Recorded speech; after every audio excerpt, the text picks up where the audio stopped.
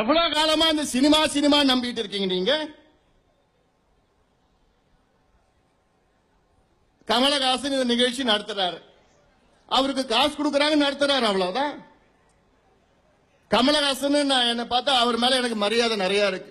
ஏன்னா கொஞ்சம் தைரியமானவர், அவர் மனசுல இருக்கு தைரியமா சொல்ற கருத்து சொல்றவர், அதனால அவருக்கு நிறைய பிரச்சனை எல்லாம் வந்திருக்கு. இன்னொருத்தர் இருக்கார், துடிச்சிட்டு இருக்கார், 67 வயசுல ஏதோ வரேன்னு. அதான் சொன்னேன், எனக்கு கல்யாணம் அப்போ சொன்னார் வரேன்னு சொன்னார். இப்ப என் பொண்ணுங்களுக்கு கல்யாணம் ஆயிடுச்சு, இன்னும் சொல்லிட்டு இருக்காரு வர. இப்ப டிவியில பார்த்தா இதுக்கு முன்னாடி நெடுந்தொடர் பாத்தீங்க, சீரியல் பாத்தீங்க, காலையில 9 மணில இருந்து ராத்திரி சீரியல் பாத்தீங்க. இப்ப புதுசா ஒன்று வந்திருக்கு தாமே, என்னது? Big pass.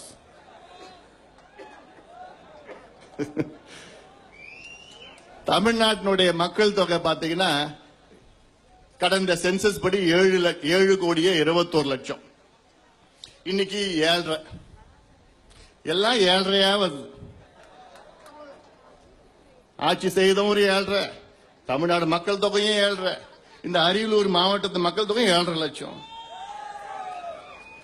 இந்த 7.5 கோடி மக்கள்ல இந்த பிக் பாஸ் நிகழ்ச்சிக்கு 3.5 கோடி பேர் பாக்குறாங்களாம்.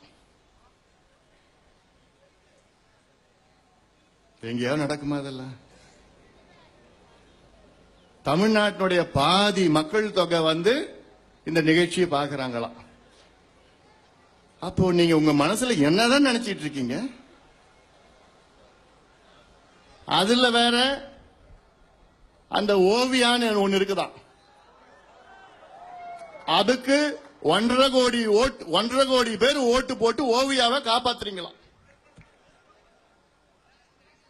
கொஞ்சம் கூட ஈனம் மானம் ரோஷம் எதுவுமே இல்லையா உங்களுக்குலாம்?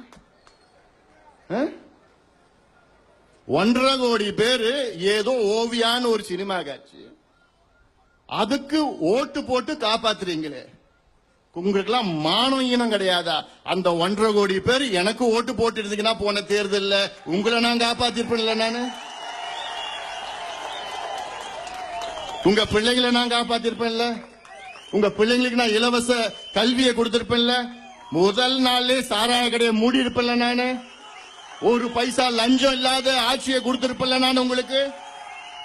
விவசாயிகள் மகிழ்ச்சியா பொங்கிட்டு இருப்பாங்களே, ஒரு விவசாயம் தற்கொலை இல்லாத நான் செஞ்சிருப்பேன்ல உங்களுக்கு. நானு பக்கத்துல போனா நல்ல பலபலன்னு சுகாதார மையங்கள் அமைச்சு உங்கள் உடம்ப நல்லா பாதுகாத்து நான் பார்த்துட்டு இருப்பேன்ல உங்களுக்கு. நானு 1.5 கோடி பேர் ஓட்டு போட்டு ஏதோ ஒண்ணு நடிகைக்கு ஓட்டு போடுறீங்களே, இந்த அன்புமணிக்கு ஒரு ஓட்டு போட்டிருக்கலாம்ல. 1.5 கோடி பேர் ஓட்டு போட்டிருந்தா இந்நேரம் ஆட்சி மாற்றம் நடந்து உங்க தலையெழுத்து மாதிரி இருக்குமே. 3.5 கோடி பேர் இந்த டிவி பாக்குறீங்களே, இந்த நிகழ்ச்சியை பாக்குறீங்களே, அதுல நமிதா பாத்ரூம் கழுவுதான் பாத்துட்டு இருக்கீங்க.